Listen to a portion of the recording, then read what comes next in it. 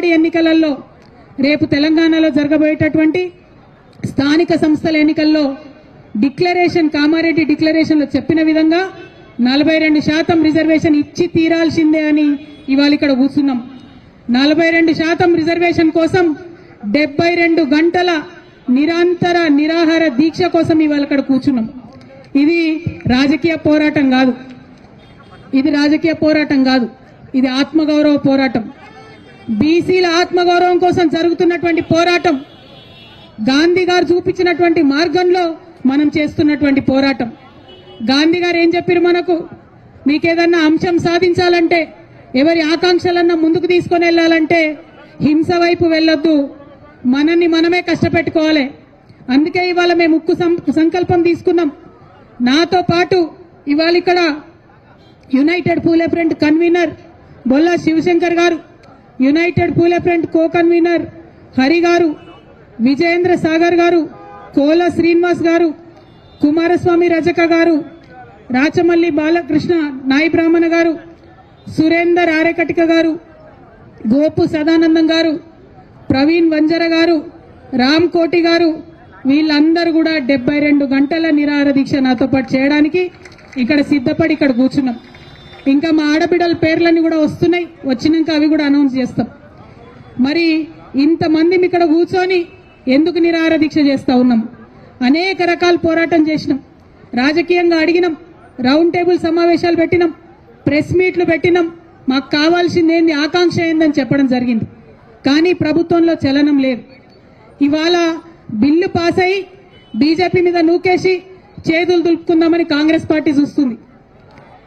మాకు సంబంధం లేదు, ఇది రాష్ట్రానికి సంబంధించిన బిల్లని చేతులు దులుపుకుందామని బీజేపీ చూస్తుంది.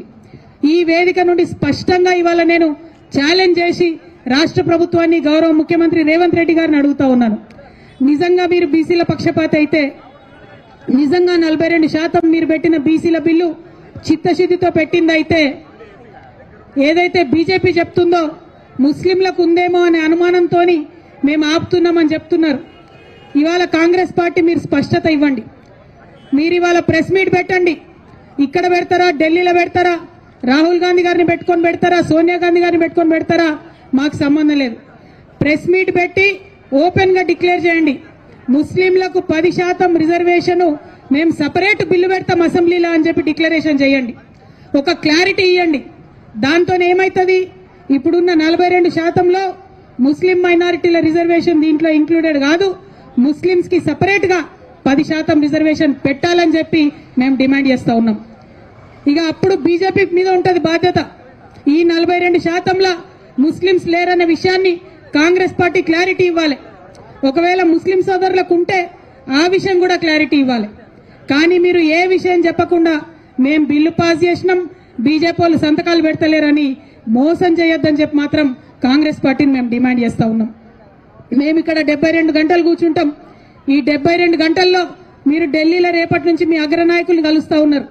ముఖ్యమంత్రి గారు నేను డిమాండ్ చేస్తా ఉన్నా, వాళ్ళ పర్మిషన్ తీసుకోండి. ఎందుకంటే ఢిల్లీలో పర్మిషన్ ఇవ్వండి, గల్లీలో వీళ్ళు కుర్చీలో కూడా కూర్చునే పరిస్థితి లేదు. కాబట్టి ఢిల్లీలో మీ అగ్రనాయకుల పర్మిషన్ తీసుకోండి. ఈ 42% బీసీలకు సపరేట్ గా పెట్టండి, 10% ముస్లింల కోసం సపరేట్ గా పెట్టండి. ఆ క్లారిటీ ఇవ్వండి, ఆ స్పష్టత ఇవ్వండి.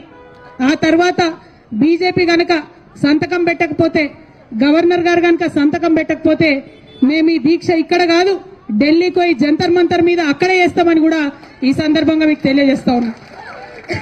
ఈ స్పష్టత ఇవ్వకుండా, ఈ క్లారిటీ ఇవ్వకుండా నువ్వెంత అంటే నువ్వెంత, తూకిత్తా అంటే తూకిత్తా అని కాంగ్రెస్ బీజేపీ కూడా ఇద్దరు కలిసి మోసం చేసే ప్రయత్నం చేస్తున్నాయి, బీసీ బిడ్డలను మభ్యపెట్టే ప్రయత్నం చేస్తున్నాయి.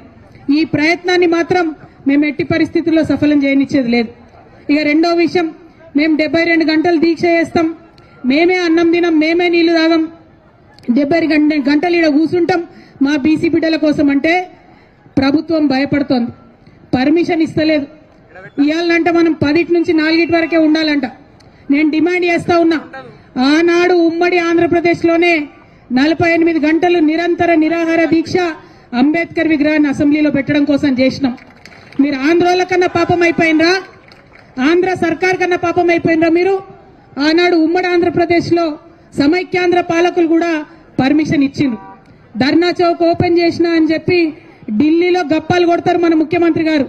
కానీ మాకు పర్మిషన్ ఇవ్వడానికి ఎందుకు భయపడతా ఉన్నారు? మేము ఇప్పుడు మళ్ళీ డిమాండ్ చేస్తున్నాం ప్రభుత్వాన్ని, మాకు 72 గంటల నిరంతర నిరాహార దీక్ష కోసం పర్మిషన్